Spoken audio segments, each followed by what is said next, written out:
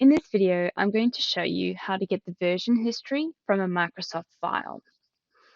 So this is my newsletter. It's a Word document, and I'd like to get the version history of this file.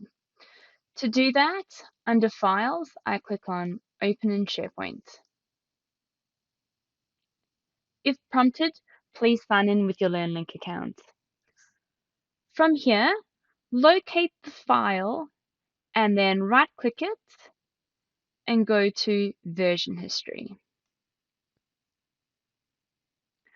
From there, you'll be able to see the different versions as well as who last modified it.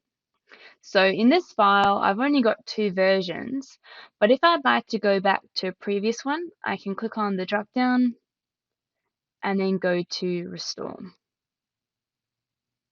It'll ask me if I'd like to replace the current version. I click OK. And now this goes from version 2 to version 3.